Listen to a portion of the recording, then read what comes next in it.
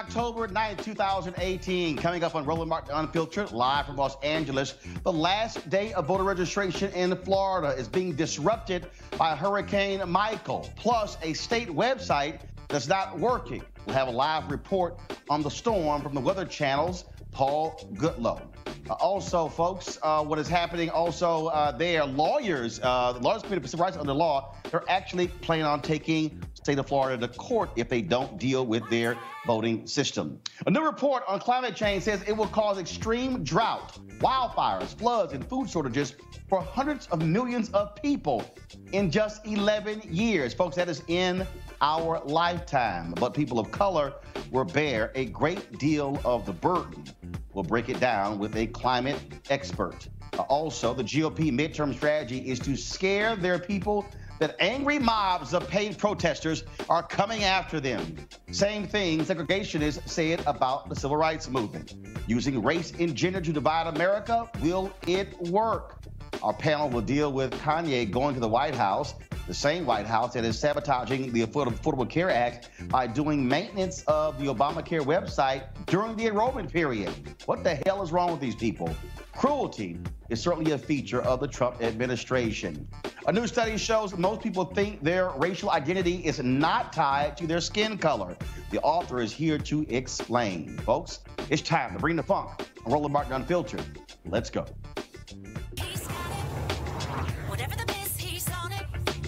Whatever it is, he's got the scoop, the fact, the find. And when it breaks, he's right on time and it's rolling. Best believe he's knowing. Putting it down from sports to news to politics. With entertainment just for kicks, he's rolling. It's on go, y'all. It's Roland Martin, Rolling with Roland now.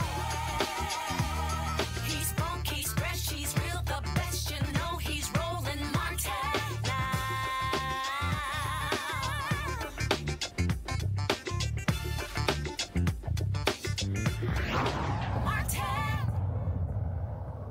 Folks, a number of states is the deadline to register to vote, including the state of Florida. And there are all kinds of problems in the Sunshine State that are keeping people from registering to vote. First, there's a major hurricane bearing down on the Florida Panhandle. We'll talk about that hurricane, which is now Hurricane 3, in just a moment with Paul Goodlow of the Weather Channel. But first, the Florida online registration site crashed over the weekend. Thousands of people who thought they registered may not have, and there's no notice to them that they failed. Now, also, the Miami Herald is reporting a number of people said it was very difficult for them to even get into the site, for them to were kicking their names out. Now, look, people are still trying to register today. Today is the last day to register. The state says the site is up. There are no problems. Yet folks are still reporting problems. All the issue, of course, with the hurricane, what Florida governor has said, they're going to extend the registration 1 day for people who are affected in the areas. But the problem is the Florida Democratic Party, they want the deadline extended by a week. Joining us right now is Samuel Sinyangwe, a policy analyst for OurStates.org, and Marsha Johnson-Bianco, co-director of the Voting Rights Project for the Lawyers Committee on Civil Rights Under Law. First and foremost, Samuel, when you look at what's happening in Florida, we had this happen a couple of years ago, where a judge there extended the registration 6 days, even though Governor Rick Scott and others did not want to do so, because the judges said that, look, people should have the right to participate in the democracy and not be impacted by an impending hurricane. Now you have a hurricane plus a website that has problems. Yeah, it's ridiculous. I mean, the hurricane is bad enough, but now what we found out over the past day is that the state's voter registration site is broken at the time that everybody is trying to register to vote. And so, we personally, organizationally, we have actually sent 13,000 young people who were not registered to vote to the state's online voter registration site over the past 4 or 5 days, 13,000 young people.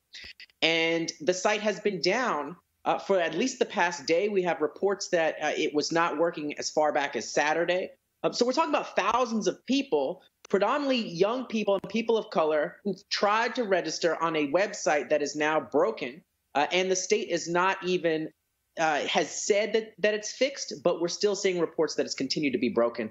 So as far as we know, the site is still not working, still not allowing people to register to vote. And again, as you said, this is the deadline. Marcia, the Lawyers Committee for Civil Rights under Law has made it clear that they will take the state of Florida to court if necessary. What are you hearing from Florida state officials? I was reading a couple of newspapers, and they said everything is fine. There are no issues. Right. We're hearing from the officials that there's nothing wrong with the website. The voters just need to enable cookies, and they should be able to register to vote.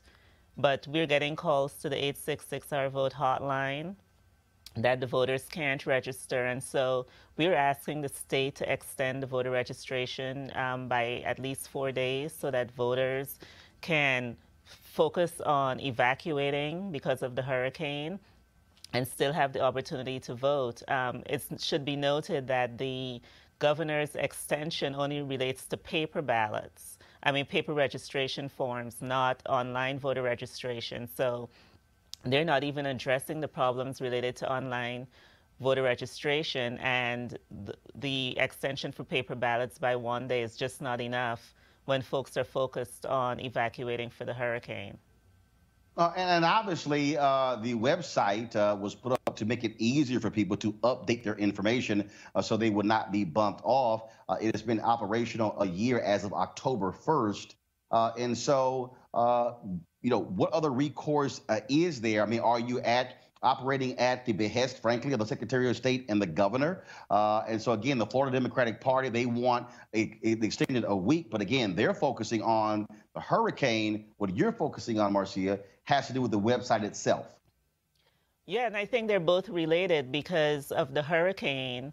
Folks are not able to focus on registering. This is the deadline to register if the website isn't working, if the state isn't providing the adequate opportunities to be able to vote and providing an extension, then that's the problem. You can't have a resource that is supposed to be convenient for voters but not support it in times when voters on the deadline are trying to register to vote.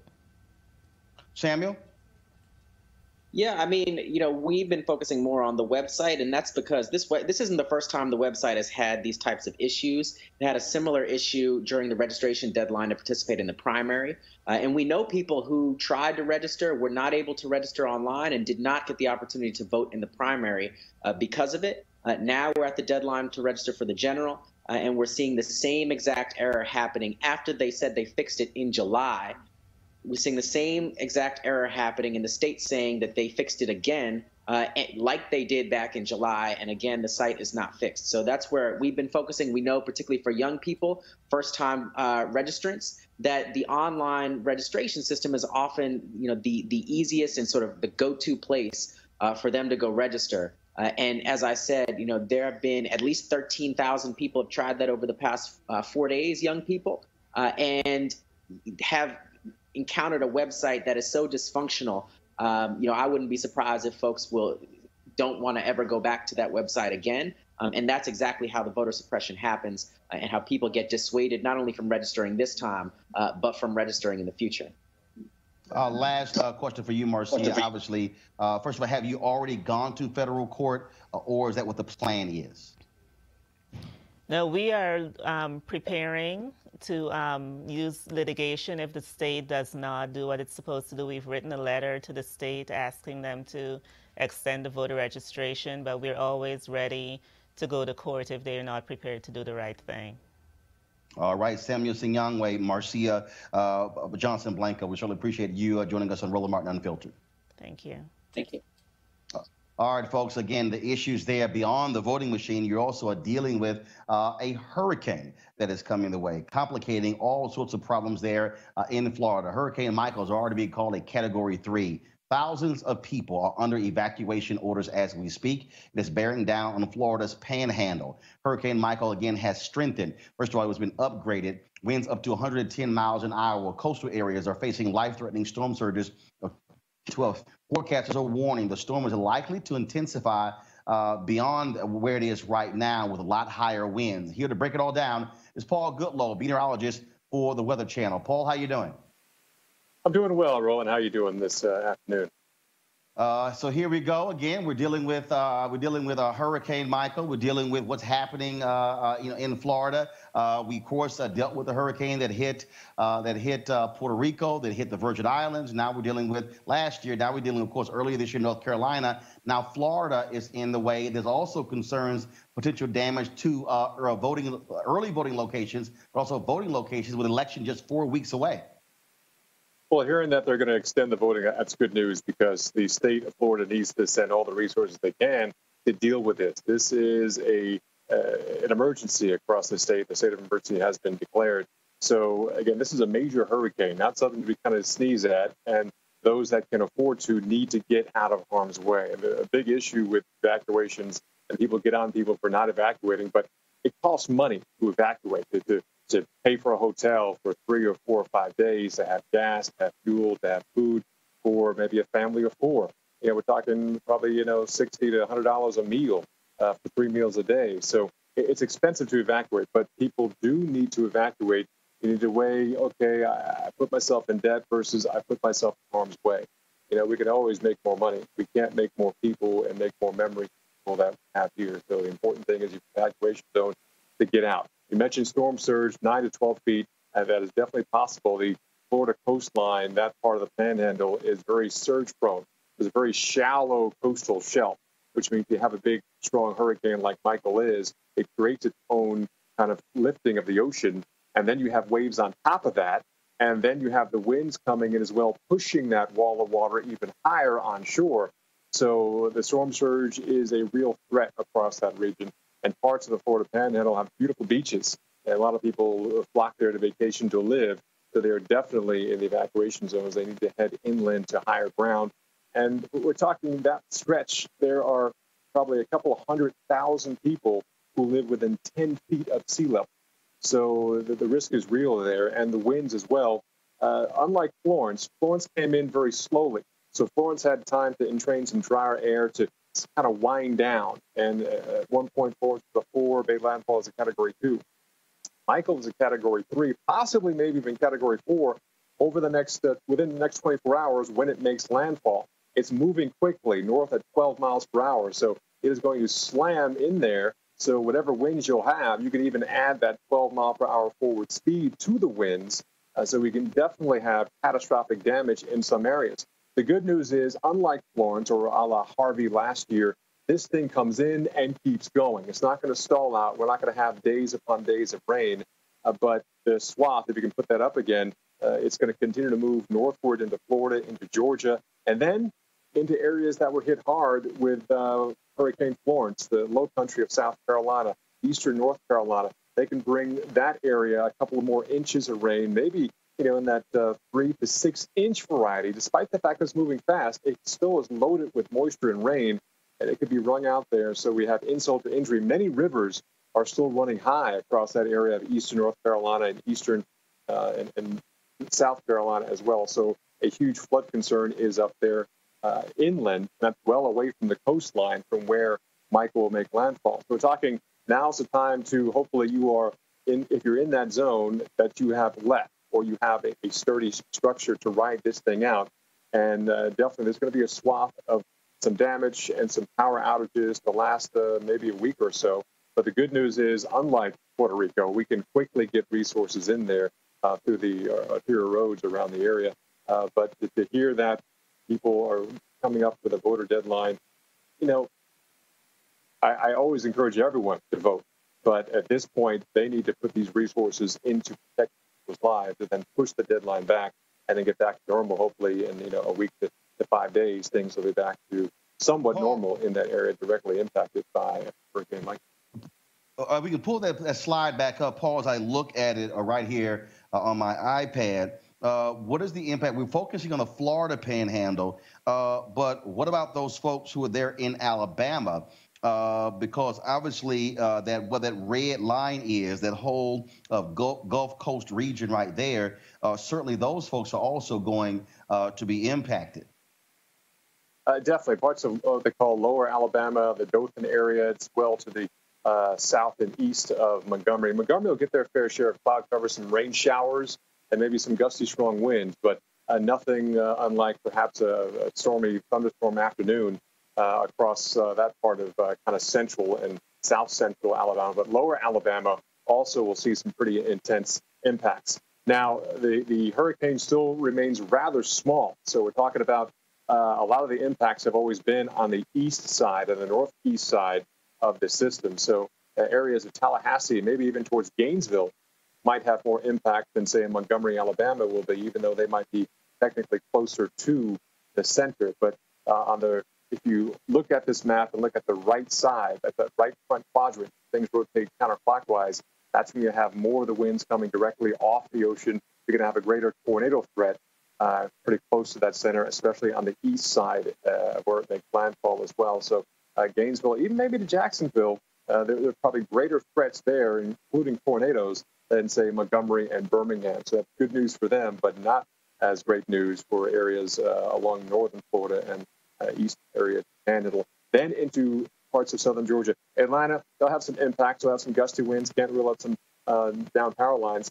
But a lot of people don't realize the geography and topography of this area of the U.S. There are a lot of pine trees, and pine is not the strongest wood out there by far.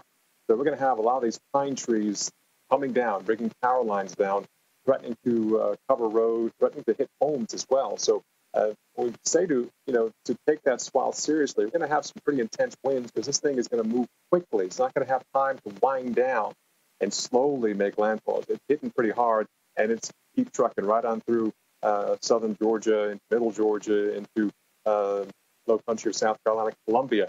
Definitely going to be impacted as well with very strong winds. A lot of trees in this part of the southeast, including Florida. A lot of pine trees, a lot of trees that might be weakened from previous year's drought, but definitely something to keep in mind if you live next to a lot of tall trees. Obviously, a lot of people are impacted by these hurricanes, and we're hearing lots about climate change as it relates to Hurricane Michael and other storms. Just yesterday, the United Nations panel that monitors climate change issued a new report that brought that, first of all, ought to scare the hell out of everyone. They're saying not 100 years from now, they're not saying not 50 years from now, but unless we make drastic changes across this globe, by 2030, we can expect to see extreme drought, wildfires, floods, and food shortages for hundreds of millions of people, and likely to be felt most by poor folks and people of color. With us to look at climate change and African Americans, we'll keep Paul on this conversation, but also Jackie Patterson. She is Senior Director of the NAACP's Environmental Climate and Justice Program. Of course, we also have our panel there as well, Teresa Lundy, founder of TML Communications, Malik Abdul, National Communications Director for the Black Conservative Federation, and Pastor Shannon Wright, the third vice chair of the Maryland GOP. When I look at what is going on with climate change, part of the issue here, Jackie, is that you have this battle between folks who say, look, this is no big deal. This is just going to cost us too much money. We're really not seeing changes.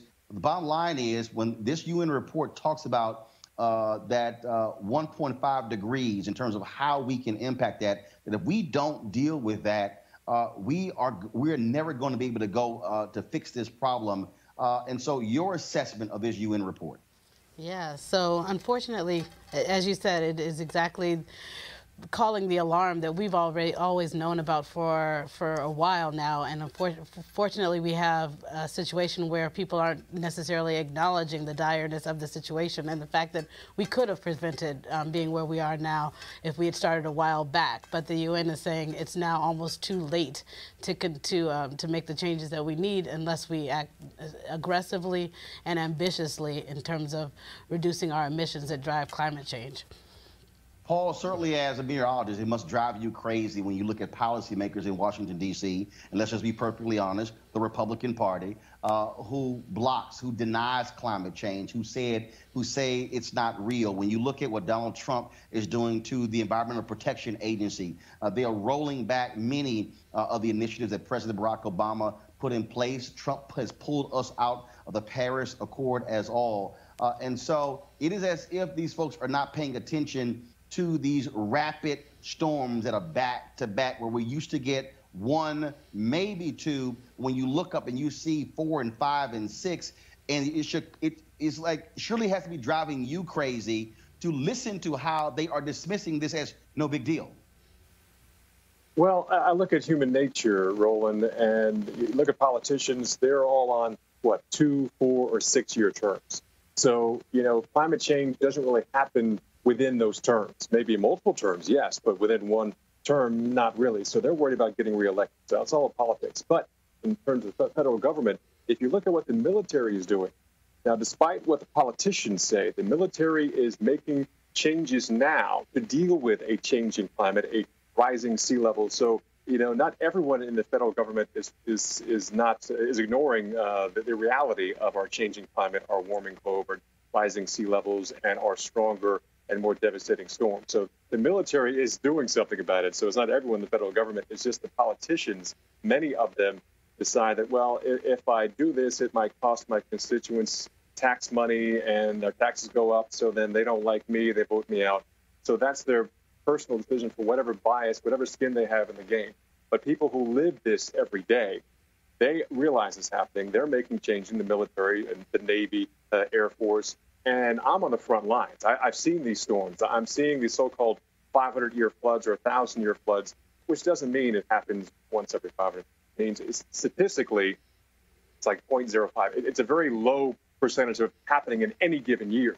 But we're seeing it. These percentages happen. These low percentages events happen, every 2, 3, or 4 years, a lot faster than you typically would expect, because we're having more energy, more in our atmosphere. That's what heat is, and warming up the globe. And also, climate change and global warming doesn't mean that everyone has beach weather all year round. It means people are stuck in certain patterns. Maybe they're stuck in a wet pattern, which is horrible for farmers trying to get their crops out of the ground. Or maybe they're stuck in a drought pattern, which is also horrible for farmers. Even water resources could impact the way you water your grass, or how much water you can drink, or how many times you can flush your toilet. So there are so many wide-ranging impacts we don't know yet. You have options of either what a lot of people are doing is say, hey, we should change our habits and maybe change the outcome, or the other option is ignore it, and then we have to deal with the wilder extremes, what I deal with day to day, which is the weather. Malik and Shannon, this is what I'm not understanding. You hear Paul make the point when I hear conservatives say, okay, well, this is going to cost business, it's going to cost jobs, it's going to cost us tax dollars. But the reality is, when these storms hit, it's costing us billions of dollars. And so it's not as if we're not spending this money. And again, there's only one Earth. And so as Black conservatives, what do you say to your party? Acts as if this is no big deal and we should just keep doing what we're doing. Don't make any efforts, any environmental protections. Let's just let Donald Trump run rampant through the EPA, pull out of the Paris Accord, let coal people do whatever they want to do, and then everything will just be somehow perfect and normal. Well, if you think about what the administration is doing, of course, there's Trump, and then, of course, there's also what the government is doing with a lot of the career employees. So the Department of Energy is putting forth about $30 million into cost-shared research and development. The agency that does, I think it was SATO, I think that's the name of the department within energy, they're doing a lot with solar technology. They're doing a lot with fossil fuel technology, making sure that fossil fuels are actually cleaner and safer. A lot of the things that they're doing beyond the research and development, there's a perception that Donald Trump pretty much is the federal government. So if Donald Trump says something, then that means that the career government employees, people who have worked in government for 20, 25 years, whether it's scientists at NIH, or whether they're management analysts at the Department of Energy or any of the other government agencies, the work of the government goes on irrespective of the president. Malik, and so that's a lot I'm of sorry. the things that are doing. Malik, I'm sorry. I'm sorry. All I just heard there is straight bullshit, Malik. But it's true. No, Malik. Let's just be real clear. Mm-hmm. The number of scientists who have resigned from the Environmental Protection Agency is significant. Right. We are seeing a massive attack on scientists in agriculture, in EPA, and also in the Department of Energy. When you say $30 million, we have pulled out of the Paris Accord. When you had the Trump administration came into the White House and literally was saying, show me all of the people who are attending these climate conferences. And they have been targeting these individuals. Shannon, I get spin, but let's just be real here. What the Trump administration is doing, it is stacked with lobbyists from the oil and gas industry. Trump is touting coal, coal, coal. You can say clean coal all day. It doesn't exist. The bottom line is this administration is rolling back in a huge way the environmental protections, and America is not leading the way to address what this climate report is actually saying, Shannon. I can't really argue with you on that one. You know, years back, you saw what happened in New Orleans with Katrina, and then it was some years, and there was Irene, and then Sandy, and then the last couple of years, every year there's been some named storms that have done some damage. I live in Baltimore because we lost our house in New Jersey from Hurricane Sandy. So I understand what the party says, but I understand how it affects the people in the community. Personally, I drive a hybrid because I'm not a scientist, but I know when I see things changing over time, if it walks like a duck, if it talks like a duck, I don't have to wait for it to quack in my face. So, Teresa? Well, I agree. I think what we see right now is the Trump administration is trying to save money. I'm not sure why they're targeting the environmentalists, but I think it's obviously time to stop it because, again, lives are in the trenches, are being hurt daily. And I think, again, we need to find solutions in order to actually transcend this actual problem. Paul and Jackie, I want to get both of you in here. And so, and look, I understand what Malik was attempting to do, but Jackie, the reality is there is a clear and decisive attack on people who believe that climate change is real. You've got Republicans on Capitol Hill who are in denial about climate change. They control the House, they control the Senate, they control the White House. And so they are not leading on this issue. And in fact, Trump has made no mention of this report. No big deal. It's irrelevant. It's as if it never happened, Jackie. No, you're absolutely right. We have situations like where there's been protections rolled back on the Alaskan Native villages that are facing impacts where, for example, the Red Dog mine there has violated the Clean Water Act 600 times, and yet it continues to operate and pollute those areas. And those are the same areas where we're having impacts like the Kivalina in Alaska is going to actually displace their entire populace because of sea level rise driven by climate change. And so the rollback of regulations are impacting Alaska Native villages, African-American communities, of course, we're seeing in the crosshairs disproportionately impacted by each and every one of these disasters from the storms to the flooding to the drought, already living in food insecure communities. And so all of these impacts are being felt now. We talk about future catastrophic climate change. Some communities are in the midst of catastrophe right now. And Paul, look, this impacts Black people. When you look at what's happening with environmental racism all across the country, we are impacted. At the end of the day, look, the people who are most at a disadvantage will be greatly impacted by climate change. Your final comment on this topic. Well, you know, figures don't lie, but liars do figures. Now, I'm a scientist. The figures show that, yes, our climate is changing, our Earth is warming, and like the UN report said, we're going to have irreversible impacts if we don't do something and change things now. And think about back in the 60s and 50s, you know, smoking was the norm. And then eventually they put warning labels on the cigarette packet. Why? Because people linked smoking with cancer, smoking with birth defects with pregnant women. You know, what will it take for, you know, the masses to say, you know what, we need to be protected from this. We need to do whatever it takes. Yes, I know there's a big push and a big fight by big tobacco to stop that. But, you know, the human interest, the safety of the population won out. So it's a matter of, in my opinion, getting people who have that same mindset. Not all politicians are scientists. Some of them are. But when you have 95% of doctors saying, if you smoke, there's a good chance you'll get cancer, and then just 5% saying, there are people who smoke all their lives who don't get cancer. You know, what are you going to do? Me? I'm going with the numbers. I'm a scientist. I'm not smoking, and also I'm aware that climate is changing, and if I can, I will choose a greener choice than a non-green choice for the future of my children and their children. All right, then, Paul Goodlow, we certainly appreciate it. Thanks a lot. And, Paul, do me a favor. Next time you come on Roland Martin Unfiltered, take that damn Texas Longhorn photo off that wall. You know how I feel about the Longhorns. You know black and burnt orange don't go together. If I move my head, there's the national championship score there. 41-38 USC. That was. You said Florida. What? University of Florida? Okay, whatever. No, USC. Oh, I got you. Yeah, that was sort of like what when Bush was president.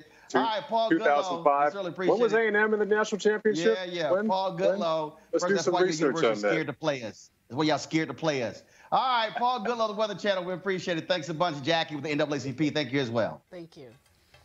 All right, folks, the Republican Party, they decided that running on the so-called accomplishments of Donald Trump really ain't going to work. So they've said, we've got a bunch of angry mobs running around trying to take over America, and they're all paid protesters with money coming from George Soros. He is pretty much like the biggest boogeyman for the Republicans. But a lot of this also, frankly, are some anti-Semitic attacks on George Soros, who is, of course, Jewish. Now, what they're saying is very similar to what segregationists said during the civil rights movement when they said these angry mobs of black people are going to come out here agitating for change, and they were getting money from these Jewish folks. Here's what Reverend Dr. William J. Barber tweeted yesterday about Senate Majority Leader Mitch McConnell, his claims of mobs attacking senators. Now, let's pull this up. McConnell's language isn't new. When Judge Frank Johnson ruled against George Wallace in 1965, opening the door for Selma to Montgomery March, Wallace called Johnson a hypocrite who prostitutes our law in favor of mob rule. Now, the GOP, of course, has become the party that is stoking racial and gender divisions, fear brown immigrants, black people, women who dare speak up, coming for your sons and husbands, and LGBTQ folks, all threatening white male patriarchy. Nothing so to go back to our panel here.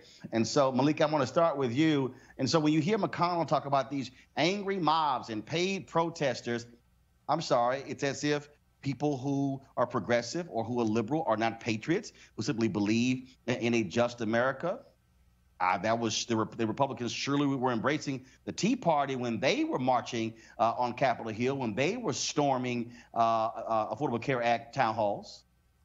Well, I'm glad you actually brought up the Tea Party, because if you remember, of course, they started wearing tea bags, so, around their heads, but then they migrated. And some of the things that the Tea Party did, I didn't necessarily agree with. I didn't agree when they showed up, of course, expressing their Second Amendment rights. I didn't agree when they showed up at Obama campaign events with their rifles. I didn't agree with that then. I equally don't agree. The Republican Party did.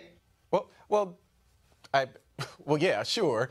Some people in Some people in the party did, but I think it's disingenuous to say that everybody in the Republican Party supported everything that the Tea Party did, just like everyone. No, hold up. First of all, I didn't say that. What I did say is that the Republican National Committee and those individuals who want to be in power had no problem at all with what Tea Party folks were doing, because what they felt is that what they were out there was driving up the poll numbers of people who were against the Affordable Care Act. They were fully embracing of those things. Yes or no? Absolutely. And it's the same thing that we have now. It's the same thing that we have now going on the Democrat side. When you look at the endorsement. But was that mob rule with the Tea Party?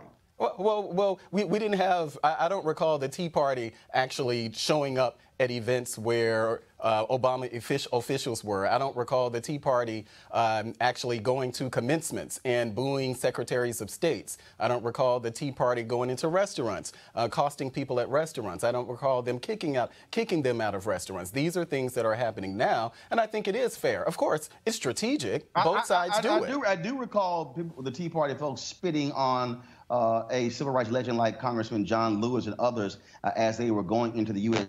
Capitol. I recall that happening. Well, yeah.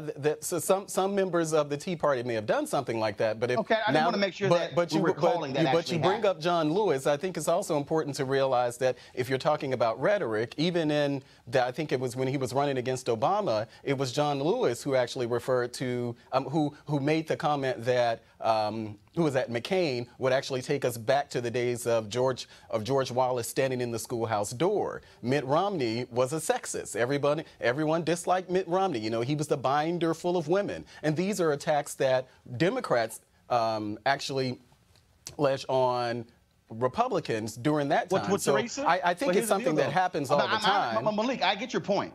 But Teresa, here's the reality. The reality is if Republicans are supporting voter suppression efforts, that are denying black folks the right to vote, that are putting in place rules and procedures that do take us back to George Wallace, yeah, it's a fair comparison. When you have the Supreme Court, a conservative Supreme Court, Teresa, that guts the Voting Rights Act and then says that Congress needs to update it, and the Republican Party is in control and refuses to even have hearings, even consider it. In fact, you have Sensenbrenner from Wisconsin. Republicans don't even want to sign on to his bill to fix the Voting Rights Act. So that sounds about right, Teresa. Absolutely, it sounds about right. I think Democrats are in their right to act the way they are. This is modern age. You know, Tea Party, it was back in the day. Modern age, yes, there are going to be some new creative methods that are going to take place in order for people to voice their opinions and create the charge that's necessary for their voice to be heard. I think right now what we're seeing, yes, you know, we have our legislators actually now, for me, in a millennial sense, taking a stand, and they're telling people, look, when you see them, approach them, because it seems like the message is not getting through. When we knock on their doors or when we call their elected office from the Senate to the Congress, who's unavailable? The elected official. So then we get the staffer or the intern, and then, you know, you expect people to be in a solemn state. I don't think a solemn state is where we are. This is the state that not only the Democratic Party, because as we have seen in many rallies across the state with the Trump administration and so on, people are out of control on both sides. So again, it needs to be a balance of professionalism, but again, we're in different times. But you know what, Shannon, here's the issue for me. We actually saw earlier this year where Republican members of Congress were scared to even hold town hall hearings. You saw people who were just, okay, I don't want to get attacked or have to answer any questions. I don't care if you're a Democrat or Republican. You are elected to office by the people. The least you can do is actually hold a town hall of your constituents and have to answer their questions. And so people are complaining about folks who were, knocking on the Supreme Court door. Okay, you know what? Seriously, I don't think that was any big deal. Now, I'm not chasing somebody out of a damn restaurant, because that's just a waste of my time. That to me is utterly ridiculous. Now, if you choose not to serve somebody, okay, and then you're gonna suffer the consequences of losing a business. But the reality here is Mitch McConnell acts like he doesn't want any dissent whatsoever. Dissent is the basis for this country. It was founded on dissent. That's true. I'm old enough to remember bad behavior and acting out on both sides. I don't care what party you belong to. There's a certain way you should be handling yourself and a certain way you should be acting, especially if the younger generation, the millennials and beyond, are looking to their, quote, elders for how you react and how you respond. So when I see the Democrats, in this particular case, acting a certain way and acting out, it's not cool. But by the same token, when I saw the different protests on the Republican side against President Obama, that wasn't cool either. If we want to get to the issues at hand, the things that our country needs to face, let's cut all the bull and the drama. Let's keep it to the issues on both sides. Speaking of issues, I want y'all to respond to this ad that Republicans are running against a brother, Antonio Delgado, in New York. Check this out. Who am I? I'm Antonio Delgado. I was raised to believe you're supposed to love your neighbor. I'm an attorney, fighting for what's fair and just. Gotcha, sweating this like you have a sex to a porno flick. We owe it to our country to restore the American dream. Criticize is what a patriot does. God bless our rap, bless our rap, bless our rap, bless our rap. Who am I? I'm Antonio Delgado. The NRCC is responsible for the content of this ad. Now, the NRCC is a National Republican Congressional Committee, Malik. Now, they want to portray Antonio Delgado as some dangerous, scary rapper. You notice they left out he's also a Rhodes Scholar. He was a rapper for about as long as I was a professional football player. Didn't happen. I mean, the guy was, I mean, if you want to call him a rapper, okay, that's great. So, again, explain this whole deal. Oh, my goodness. Don't let this rapper, this scary rapper who was rapping about a porno flick, don't put him in Congress.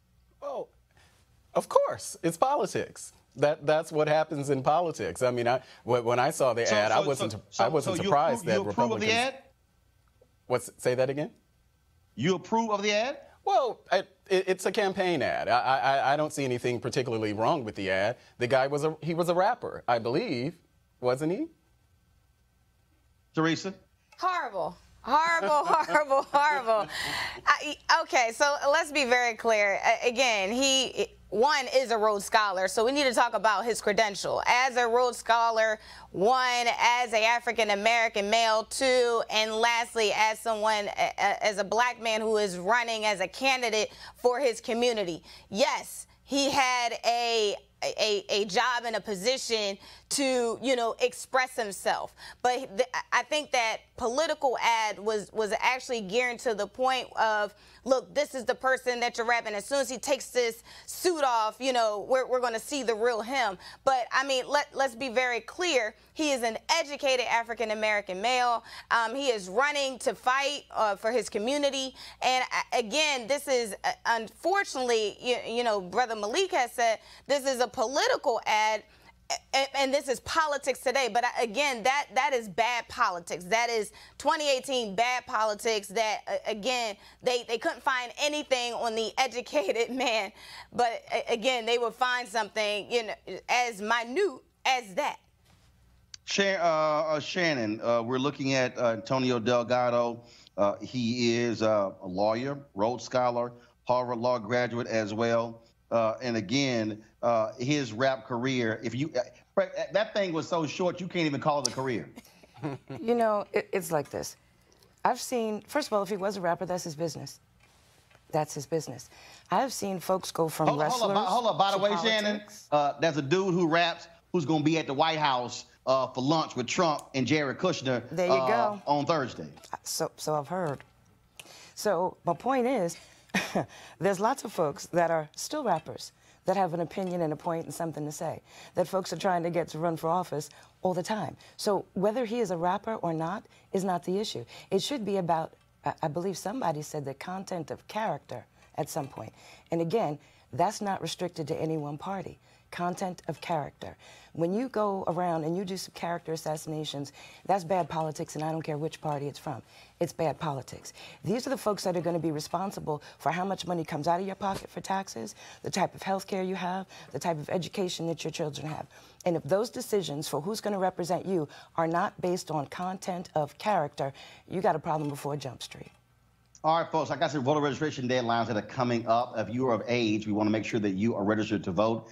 Here are the last days to register in the next 5 days. October 10th, folks in Missouri, that is the last day for you. In New York, North Carolina, and Oklahoma, your date is October 12th. Delaware, you have until October 13th to register. Virginia, October 15th. Kansas, Maryland, New Jersey, Oregon, West Virginia, October 16th. And so, again, we want to make sure that folks are going to be registered, if they're going to get out there. And please, if you are concerned, if you think that, well, I'm not quite so sure whether or not I can do that, please go ahead and re-register just to make sure you're registered to vote. And I want to shift to another topic here, and that deals with the Affordable Care Act. And I really don't get this, Shannon. I don't get this administration, the Trump administration, who continues want to screw with people signing up for the Affordable Care Act. Now, we might remember what happened before where they said they were going to stop advertising, stop pushing it out. Now, the Trump administration plans to have maintenance downtime for healthcare.gov during the period when people actually get to sign up. I'm sorry. I don't care if you are Republican. I don't care if you oppose this, to prevent people from getting the Affordable Care Act care in their lives is shameful and despicable by this administration. Again, I can't argue that point. Healthcare should be a basic right, like food, air, water, certain things. So when you say that the website is down for maintenance, when you look at this administration, you have to understand something. Donald Trump's perspective is as a businessman, dollars and cents. The let's cut all the bull. Affordable Care Act costs money. It's not sexy. It's not cute. So if you're really going to do things to try and shift resources and shift funding, you're going to go where you're going to get the best bang for your buck. I'm not saying I agree with them because I don't. But when you have folks that are more interested in politics than people, these are the kind of issues you face. And it's up to the folks that are at the state level and the county level and the local level, regardless of party, to understand when they walk out their doors and see their neighbors, they don't see party, they see people, and act accordingly to the needs of people. So Malik, you tell me that the last 10 months, they couldn't figure out to have maintenance on the website. They decided to actually do it when it's time to sign up for the Affordable Care Act? Well, I don't know about that. I would think that within 10 months they would be able to do that. But, you know, I don't know what the rationale is behind the maintenance during the same time. Because you know what the rationale is. They want to keep people from signing up for the Affordable Care Act. That's no, it. I don't know that. I don't know that Malik, at all. Bruh. Well, I mean, you can say that, but just because you say it doesn't mean that it's true. Hold up, Malik. So last year, last year when they decided they were going to stop running ads, why did they do that? Well, they did it because they had a problem with, were we still in the repeal phase of Affordable Care Act? Or are you talking about hold on. that First of all, you ain't repealed nothing. Well, Here's I'm saying, the other piece. I know, I'm asking whether or not we were in that repeal phase of Affordable Care. Is that what you're talking about? First of all, they had about 75,000 votes trying to repeal it, so I don't know what the hell phase you're talking about. Well, they never repealed it. Yeah, they never repealed it. But here's the other deal, Malik. You also have the Republicans who not only that, wouldn't even send out officials to talk about it. So now all of a sudden you decide to maintenance on the website right when it's time to sign up. Well, that's good, right? They're doing maintenance on the website. Hell that's no. good, right? No, it's not good. I think it's not. See, guess what? You're going to be one of those folks with a pre-existing condition or a family member, so they actually get to repeal it, and then it's like, oh, what happened? Oh, my bad. The old law, you could go ahead and be covered, but under the Trump law, you're not going to be able to be covered. Teresa? No, I think, again, like you said, Roland, you are calling it straight to the surface, right? Putting feet to the fire. And unfortunately, again, as Shannon was talking about, in terms of bringing, people first, that is the mindset of what we should be talking about here. Maintenance during a crucial period in people's lives in order to take care of their families and their own individual health during maintenance season. I think, again, it's another rushing crush, and I'm, for one, actually surprised that I haven't heard any real media coverage about that, because, again, it's not about the people that's being at the forefront of this conversation.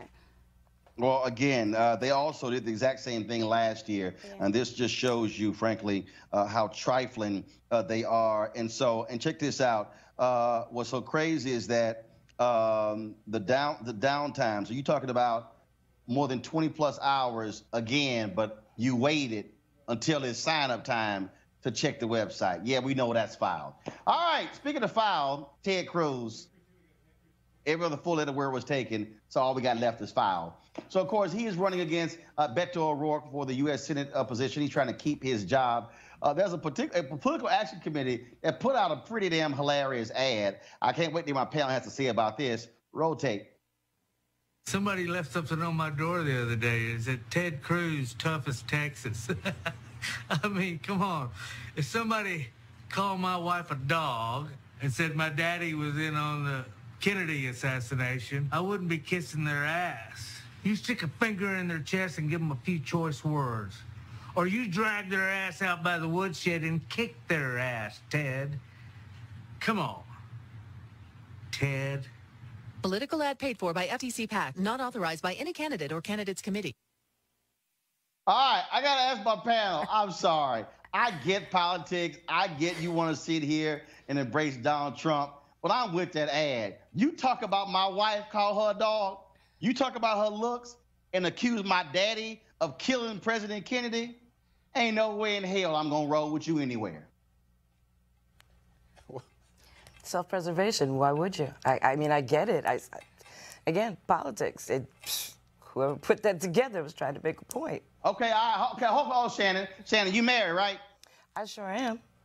Okay, so let's say your husband was a politician, and another guy called you a dog and talked about how you looked and said your father-in-law killed the president.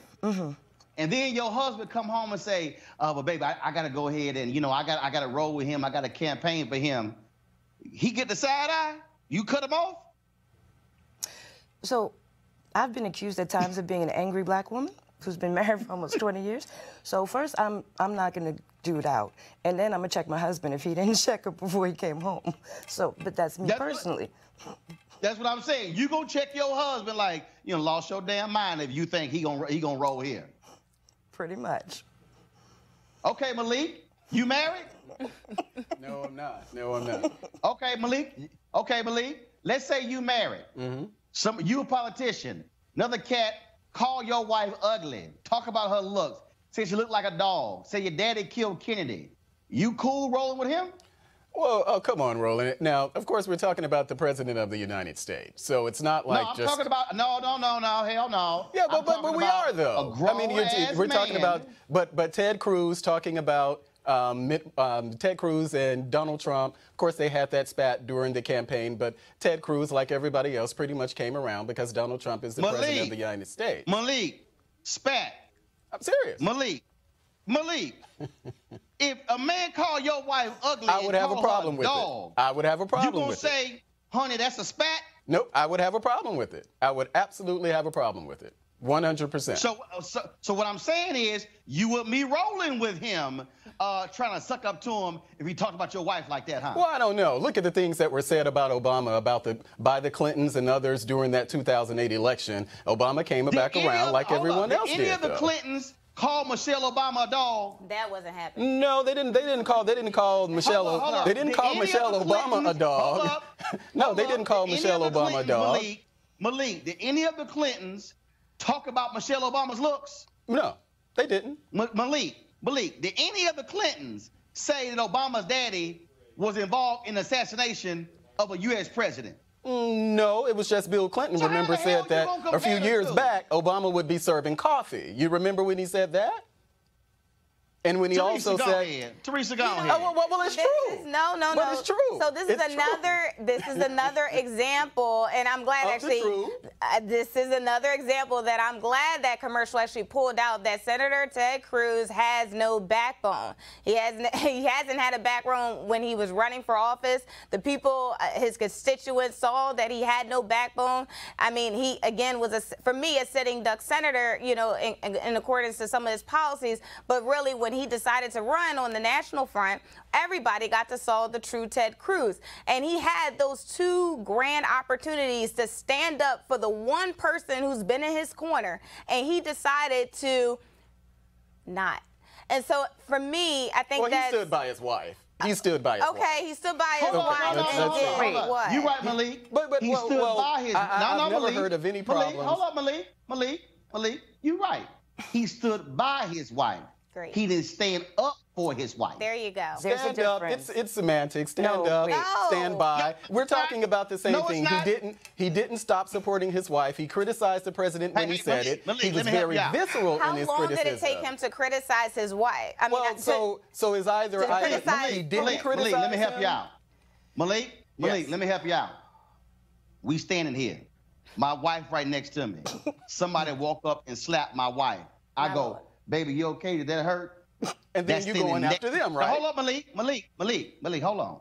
That's called standing next to your wife. Right. Somebody walk up to your wife and slap him. Then you beat the hell out of them. That's called standing up for your wife. Right. It ain't semantics. Teresa, go ahead and finish your point. No, I think, look, right on, Roland.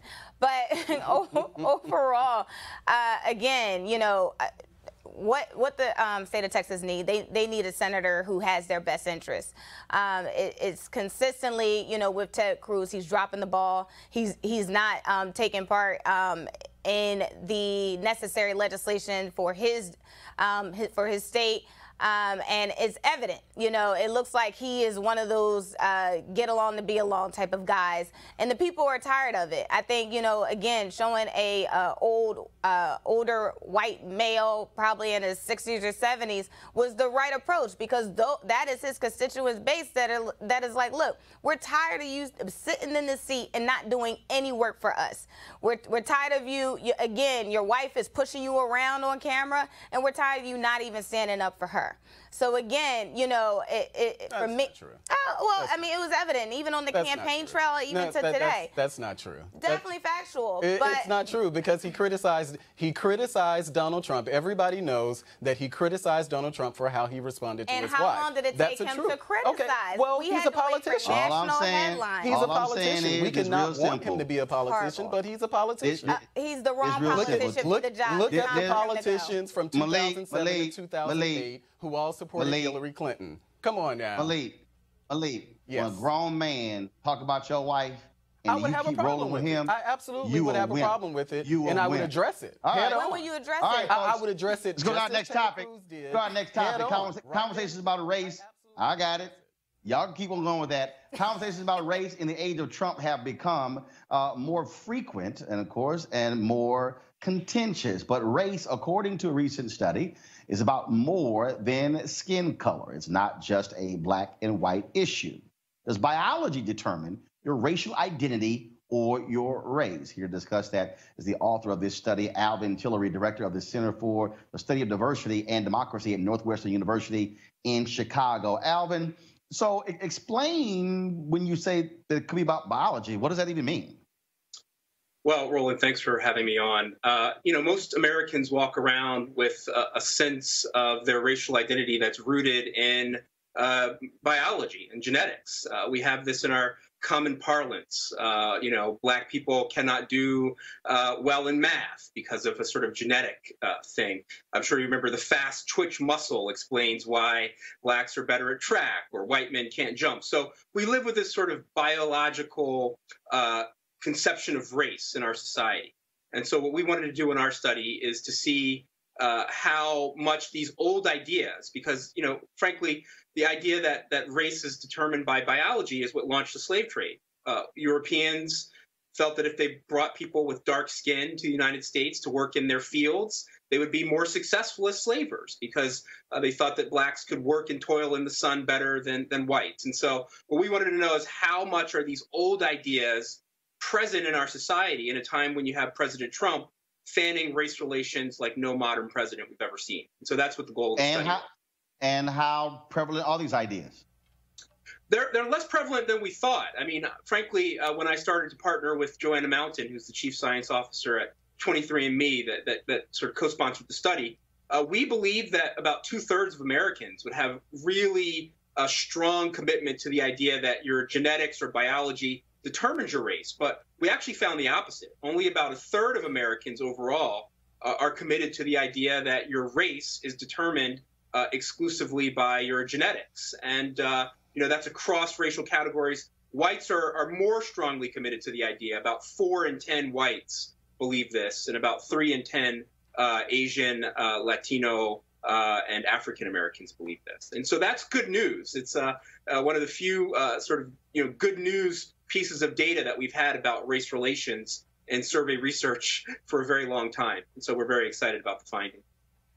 And so what do we then do with it? And so what is the path forward? What does it look like?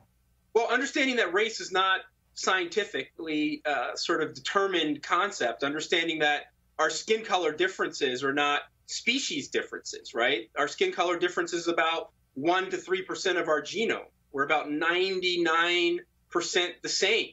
And so understanding that gives you a lot of power to undo the work of racists. It means that all of the divisions that we see in our society are sort of socially constructed.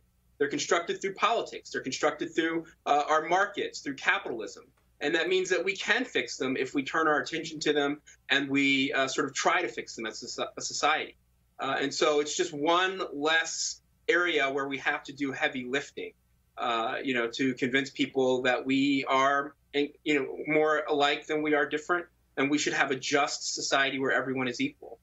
And so, we have to think about it from the perspective of numbers. So what does it mean to say a third of Americans? So that's about 80 million people do believe that it's strongly connected to biology. And so the scientists on our research team are very upset about this. They think the number should be down 1 to 2%. And so, that's what we need to work toward as a society. All right, Alvin Tillery, we appreciate it, man. Thanks a lot.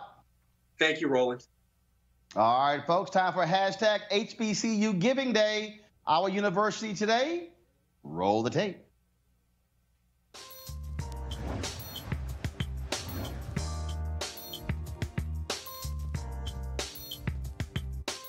University, located, of course, in Prince George's County, Maryland. Founded in 1865, Bowie State is the oldest historically black college university in Maryland and one of the 10 oldest in the nation. If you want to support them, go to bowiestate.edu. That is bowiestate.edu. All right, folks, we certainly appreciate all of you for watching Roland Martin Unfiltered today. I want to thank our panel as well, Teresa, Malik, as well as Shannon. Don't forget you can support us by going to RolandMartinUnfiltered.com and joining our Bring the Funk fan club. We certainly hope you will be a contributor to make this possible. Of course, we plan on taking the show all across the country, bringing you the news and information that, frankly, you're not going to get anywhere else. There's lots of people out there, of course, who are yakking away on YouTube and on Facebook.